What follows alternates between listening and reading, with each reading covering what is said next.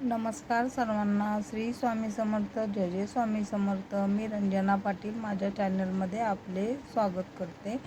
तर आज बघा संध्याकाळी 6चे टाईम होते, तर म्हणले चला आज थोडे समोसे बनवून घ्यायचे होते. तर समोसे बनवायची तयारी केलेली होती. मैदा घेऊन मैदा तूप वगैरे घालून मळून घेतलेला होता, मीठ वगैरे घालून. मग पीठ मळून ठेवलेले होते आणि भाजी करून घेतलेली होती बटाट्याची. बटाटे आणि मटरची भाजी करून घेतली. तर भाजी करून झाल्यानंतर म्हटलं तर चला समोसे करायला सुरुवात करूया. तर थोडं थोडं असं लाटून घेतलं आणि त्रिकोणी हे करून घेतलं.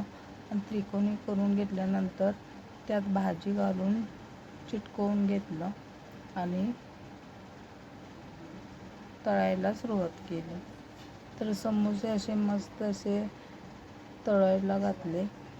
तर मंद आचेवर ठेवला होता गॅस. मंद आचेवर गॅस ठेवल्यानंतर समोसे किंवा कचोरी असू दे तर खूप छान कुरकुरीत असे होते.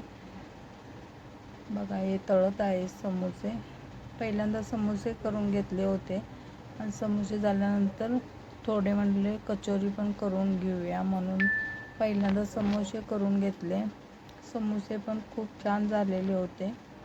कुरकुरीत मस्त असे समोसे झालेले होते. बघा हे तळले बाहेर काढलेले आहेत, तळलेले आहेत. खूप छान कुरकुरीत असे समोसे झालेले होते. नंतर मग एक 5-6 कचोरी करून घेतल्या. त्यातच कचोरी पण छान झालेली होती. कुरकुरीत मस्त अशी कचोरी झाली होती. तर बघा हे समोसे आणि कचोरी आणि चटणी असा बेत केलेला होता संध्याकाळी 6च्या दरम्यान.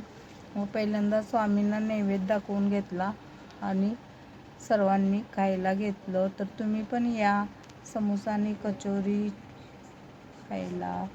तर मस्त टेस्टी झालेली होती कचोरी आणि समोसा. तर तुम्ही पण नक्की या खायला. आणि कशी झाली कचोरी आणि समोसा हे कमेंटमध्ये सांगा. आणि माझ्या चॅनलला लाईक, शेअर आणि सबस्क्राईब करायला विसरू नका. श्री स्वामी समर्थ. जय जय स्वामी समर्थ. श्री स्वामी समर्थ. जय जय स्वामी समर्थ.